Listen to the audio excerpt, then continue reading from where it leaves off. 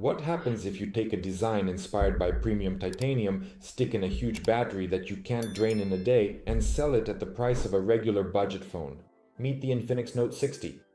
The INFINIX brand is currently trying to prove that an inexpensive phone can look and feel like a flagship. But let's be honest, when marketers promise us premium hardware for an affordable price, there's always some kind of drawback or catch hidden somewhere. Today, I'll give you my honest opinion and we'll take a closer look at this device. I'll tell you where INFINIX truly earns huge points and where they've clearly cut corners and saved money. So, let's get started. This device was announced quite recently, on February 18th, 2020, and it hit the shelves in March. The price for it, depending on the region, ranges around 250 to 300 euros. And for that money, it's currently making waves. It's breaking popularity records in Eastern Europe and Asian countries. Why? Well, first of all, people see the specs, and secondly, the huge battery. And also its beautiful design, which is why people rush to the stores to buy it. Well, let's see what actually awaits us, and let's start our review with the box. The box looks stylish in a silvery grey color, and the inscription 60 could be replaced with premium, design, method, demilitarization design, 7400 platform. We can see it in the upper corner, but for me, it's about looking at this sticker. 256 gigabytes, 16 gigabytes of RAM, and the by JB logo can also be seen again on the backside. Premium, metal, design, and various other interesting things. I don't know, that's the description of our device. Let's open this box and take a look at the contents. It's quite generous here. Let me take all of this out and we'll talk about what's included, starting of course with the various documents. There's a SIM ejector pin nicely placed in a separate little bag. I like that. And here's something else I like. It's that I'm not sure if it's glass or a film, but it's included. A screen protector, even though it already has Gorilla Glass 7, and now I'll show you.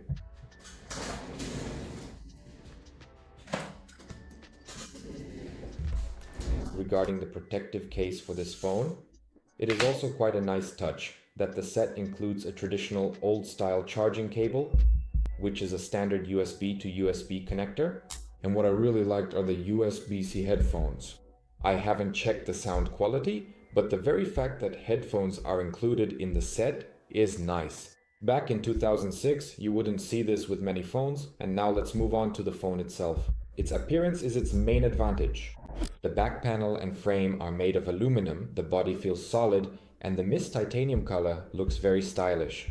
It's thin, only 7.45 millimeters, but it weighs quite a bit, almost 200 grams. Body protection. Here it's IP64, so it's protected from rain and splashes, but you can't submerge it. On the back, there's a striking active hello lightning ring.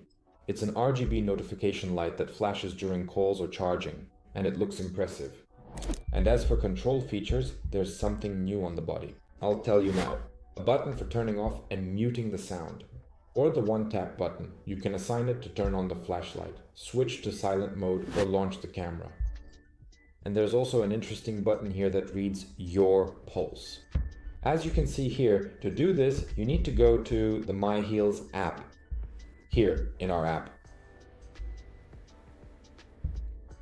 First, we carefully select the specific device, then we confirm our selection of the device, IC. Then we place our finger firmly and directly on the sensor and hold it there for 30 seconds. I just press and hold this button. It gets ready and you need to wait about 32 seconds. Now we just need to wait patiently for the process to finish. I don't know why, but I tried 3 times and it didn't work, so now I'll show you how it worked on the Pro version. You are going to see it right now, and I will explain a little bit more about it there. I am currently selecting it right here. This will help you rate the measure using your phone, so let's start measuring now. And as you can see, I pressed it. We needed to wait 30 seconds. Let's wait.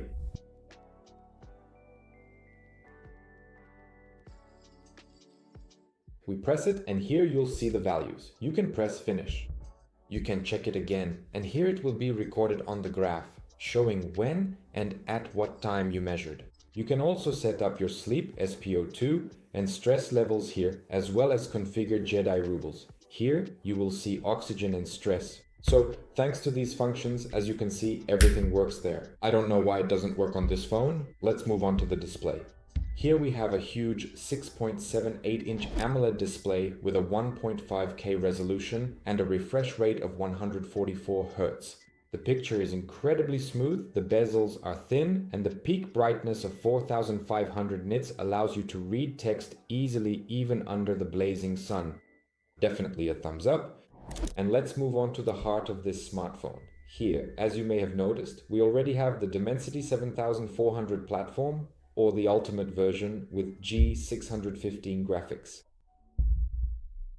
G615 RAM. There are 8 GB here, which can be virtually expanded by another 8 GB as stated here, and the built-in storage is either 128 or 256 GB. But here lies the first serious drawback. The memory here is of the old UFS 2.2 standard. Because of this, heavy applications and games don't load as quickly as you'd like. And yes, there's no slot for a memory card here. But I think you can easily get used to this after a month. But let's see how it handles system loads and multitasking. The phone feels lively thanks to the 144 Hz. But what about games? Everything is great in PUBG Mobile. Stable high settings, the frame rate doesn't drop. It's comfortable to play. But if we take, for example, Genshin Impact, at least for me, on high graphics settings, the device starts to struggle. You can play, but after 20 to 30 minutes, the phone noticeably heats up and the frame rate starts to fluctuate.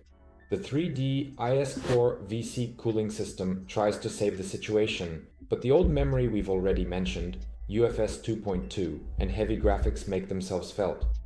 For ultra gaming, this chipset is still a bit too weak. But in terms of when it comes to battery life, the INFINIX Note 60 is a real monster. In this slim body, they somehow managed to fit a battery. It has a capacity of 6,500 mAh for fast usage mode. For example, with all these video calls, the phone easily lasts 2 half days and it charges from a 45-watt adapter. Yes, it's not a record speed, about an hour to reach 100%. But on the other hand, it has 30-watt wireless charging and even reverse charging so you can top up, for example, your headphones. And for gamers, they've added a bypass charging feature, bypass charging. The current goes directly to the board, bypassing the battery. The phone heats up less during gaming and the battery doesn't wear out. On the camera module, it's beautifully written, let me tell you how. 50 megapixel OS Infinix Cam. The main module here is indeed 50 megapixels with optical stabilization, and paired with it is an 8 megapixel ultra-wide lens. In terms of software, they call it a ticket with features. Here, you get digital zoom from 0 to 6 times up to 15 times, portrait mode with simulated focal lengths of 24mm, 35mm, and 50mm, street snap mode, super night for night shots, and vlog. Photos taken in this mode turn out vibrant and sharp. Optical stabilization really helps, but don't expect miracles in low light. Noise appears and detail decreases. Now let's talk about video. The smartphone can record videos in resolutions from 70 pm up to 4K, and on paper it supports both 30 and 60 frames per second, as well as advanced stabilization modes, AI steady and ultra steady. For me, stabilization only works actively at 1080p, whether at 30 or 60 frames per second. At 4K and 30 FPS, the footage will be shaky. So to get smooth and beautiful video, you'll have to lower the resolution. Infinix decided not to fall behind the trends and rolled out the XOS 16 shell based on Android 16, a whole package of neural network features. And what's actually useful here? You see, for me, that's Forex Voice in Smartwatch. A voice assistant and quick recognition of text or images on the screen in a single step. Translate assistant. A translator in real time. Document assistant and AI reg. They can create a brief summary from a long document or help rewrite text without mistakes. So here the function is both recording and summarizing. They convert audio recordings from the voice recorder into text and summarize the entire recording. Circle to search. Hold down the button and circle anything on the screen to find it. The suite of artificial intelligence features here is truly advanced, and it's a great help for work. And let's sum it up. Is it worth buying the INFINIX Note 60? And let's start with the drawbacks. The first is the slow built-in memory of the old UFS 2.2 standard. No slot for memory cards. So you need to think right away. Will it be enough for you? 256 gigabytes. Modest water resistance IP64.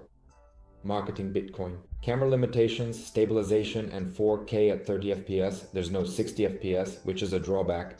And what are the advantages? It's a stunning aluminum design, a slim body, and a bright 144Hz AMOLED screen, plus a phenomenal 60 battery that lasts 2 days. The presence of wireless and bypass charging for gamers. Truly useful artificial intelligence features. So, who is this device suitable for? This is the perfect device for those looking for a stylish, durable smartphone with excellent quality. With a great screen for watching content, using social networks and everyday tasks, but who don't plan to play the most demanding games on ultra settings, and doesn't expect cinema quality shooting from it, like you would get from a movie camera. For its 250 to 300 euros, it's a strong contender. So what do you think of this titanium giant?